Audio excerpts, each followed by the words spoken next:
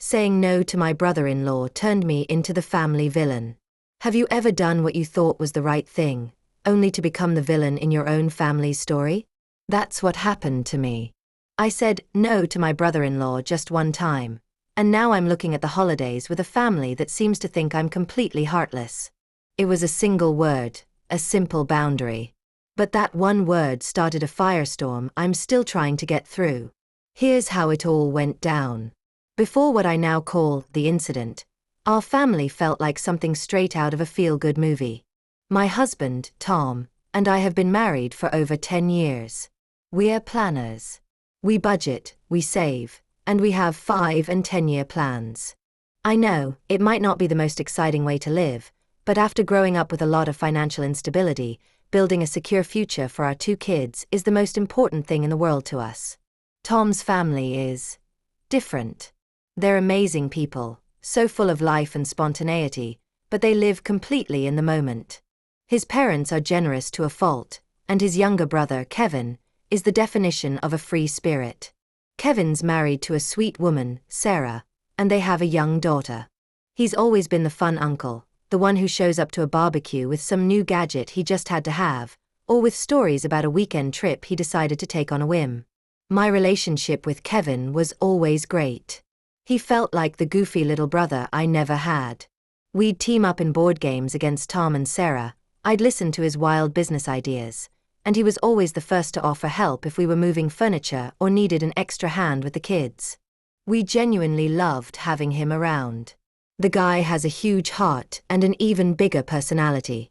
But his financial habits, they've always been a quiet worry in the back of our minds. He's a dreamer, always chasing the next big idea that's going to make him a millionaire. The problem is, these dreams usually come with a big price tag and almost no real planning. There have been multi-level marketing things, investments in sketchy tech startups, and a bunch of expensive hobbies that he'd be obsessed with for a few months before dropping them completely. Tom and I, on the other hand, have our feet planted firmly on the ground. We both work hard. I'm a project manager, and he's an electrician. We've got a mortgage, car payments, and the ever-looming cost of college for our kids. Our savings account, which we have scraped and sacrificed to build, is our safety net.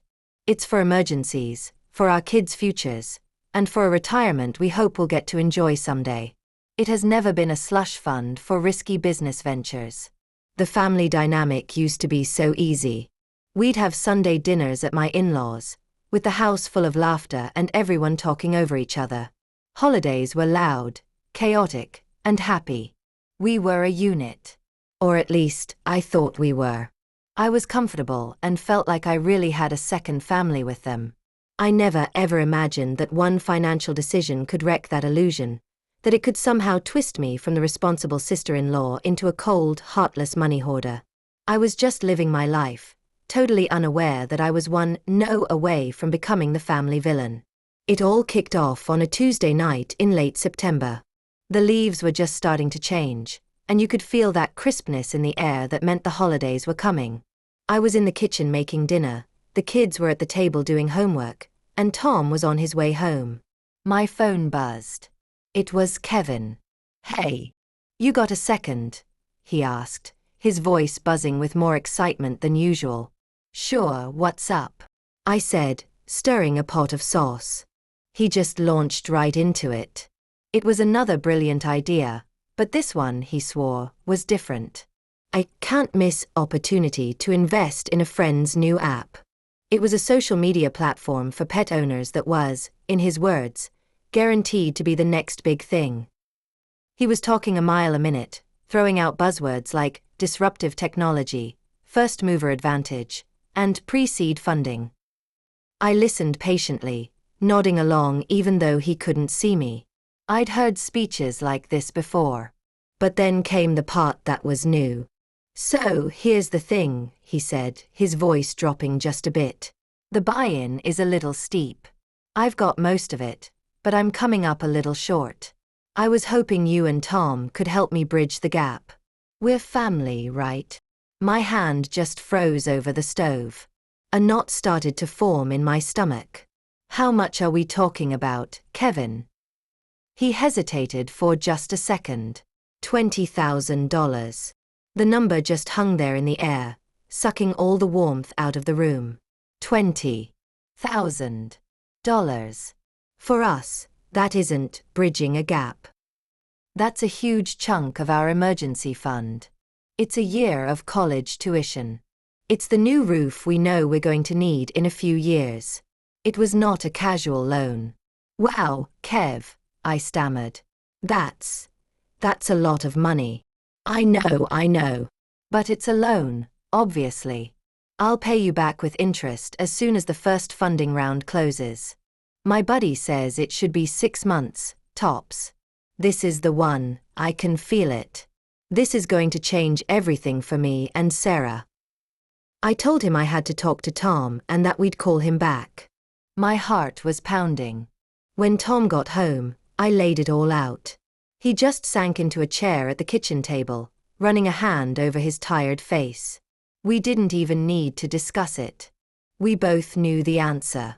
We have a rule, one we made after watching our own parents get burned.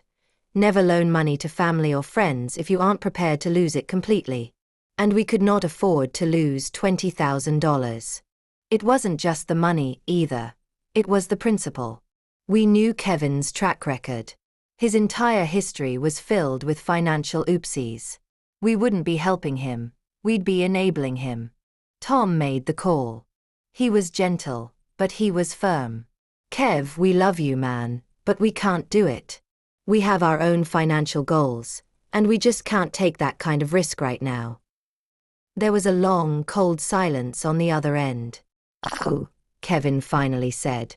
His voice was flat, totally empty of all that excitement from before. I see. So that's how it is. He didn't yell. He didn't argue. He just said a clipped, "Okay, got it," and hung up. The finality in his voice was chilling. The backlash wasn't immediate, but it was fast. It started with his wife, Sarah. The next day, I got a long, rambling text message. It wasn't overtly angry, which was worse. It was just dripping with disappointment and passive aggression. She went on about how stressed Kevin was, how he'd been so sure we'd support his dream, and how they were just trying to build a better life for their daughter.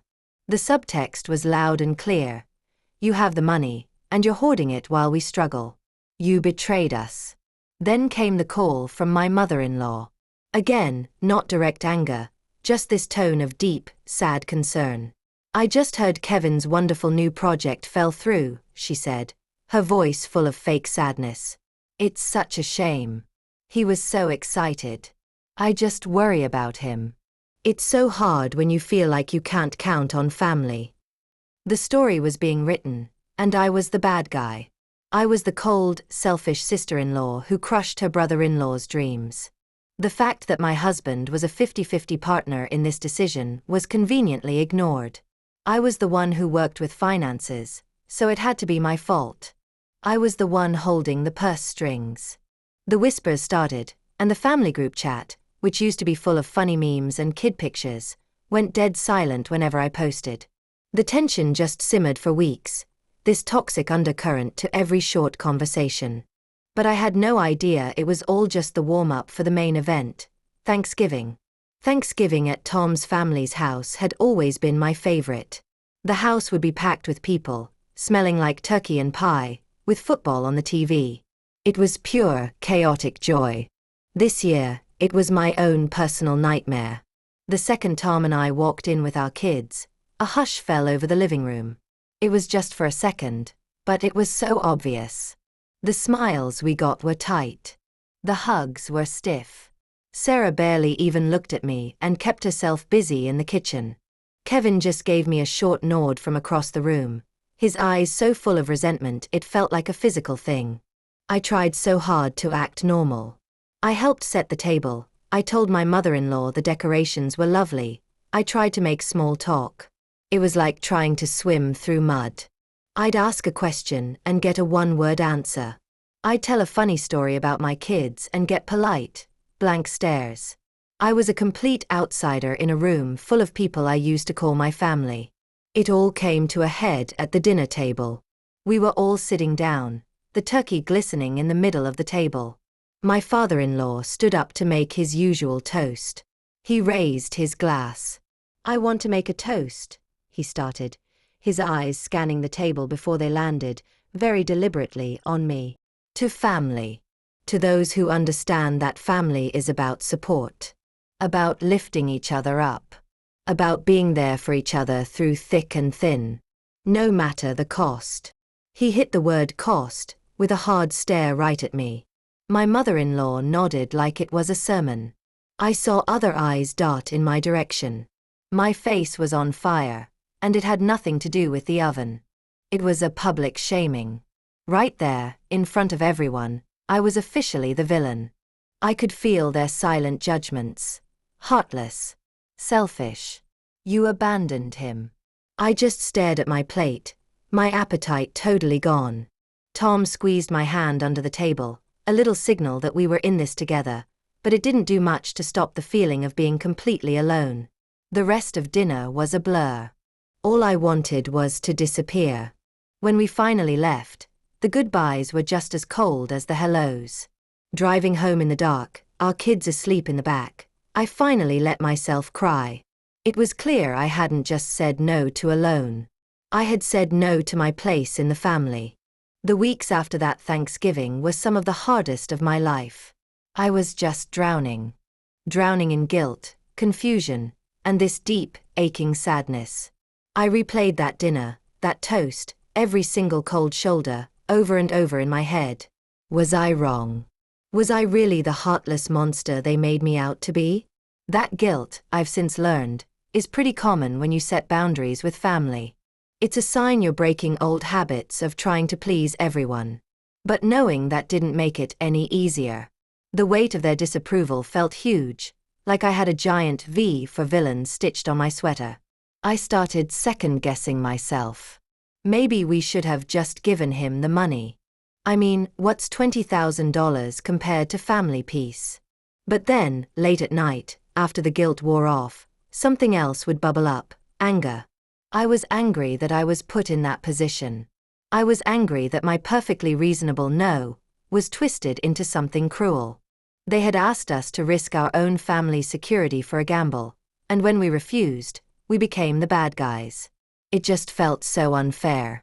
Tom was my rock through all of it. He kept reminding me that we made the right call for our family, for our kids. "We are not their emergency fund," he'd say. "We have our own responsibilities."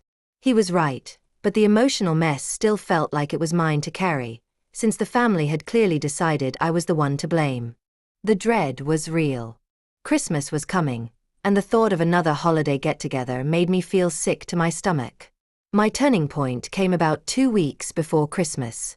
I was scrolling social media, a terrible idea when you're already feeling down, and I saw a post from Sarah. It was a photo album titled, "Making the Best of It." The pictures showed her, Kevin, and their daughter at some luxury resort in a sunny tropical place. The caption was all about how, even when dreams get deferred, it's important to invest in family memories. I just stared at the screen, and my blood ran cold. I did some quick mental math. That resort, the flights, the food. It would have cost thousands of dollars. Money they supposedly didn't have. Money they were so heartbroken about not getting from us. I showed the phone to Tom. He just shook his head, with this look of tired resignation on his face. And right then, something inside me just shifted. The guilt, which had been this constant, crushing weight, just evaporated. It was replaced by this cold, hard clarity. We hadn't crushed a dream. We had refused to fund a vacation. We had refused to enable a pattern of reckless spending. His history of bad financial decisions wasn't our fault. The fact that he couldn't get a loan from a real bank probably meant they saw him as a huge risk, a risk he wanted to pass on to us. Our no wasn't heartless.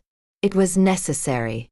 My feelings of guilt were a natural reaction to breaking the unspoken family rule that you're supposed to do anything for each other.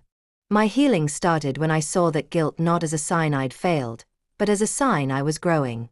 I was learning to put my own family's needs first without feeling sorry for it. We did go to the family Christmas gathering. But I went as a different person. I wasn't the apologetic, guilt-ridden villain anymore. I was polite and cordial, but I was also detached. The little passive-aggressive comments and cold shoulders still happened, but they didn't hurt in the same way. They just bounced off this new armor of self-respect I was wearing.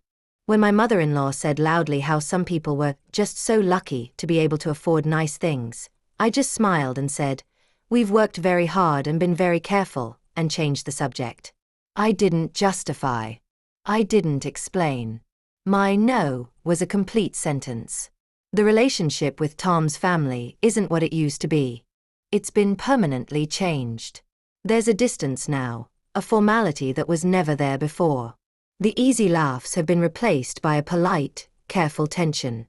It's a loss, and I do grieve for that. I grieve for the family I thought I had. But I don't grieve for the decision I made. I've realized that I was put in an impossible situation. And sometimes, doing the right thing for yourself and your kids means you get cast as the bad guy in someone else's story. And I've learned that I'm okay with that. Protecting my family's future is a role I will never, ever apologize for. So, that's my story. It's a messy situation, and I know I'm not the only one who's been through something like it. So I have to ask you all, am I the villain here for saying no and protecting my own family's finances? Or was I right to set a boundary, even though it broke my family apart a little? Let me know in the comments what you would have done. I'm really curious to hear what you think. If you enjoyed this story and want to hear more about navigating life's messy relationships, please hit that subscribe button and turn on notifications so you don't miss what's next. Thank you so much for listening. It really means a lot to be able to share this with you. Stay strong, and remember to protect your peace.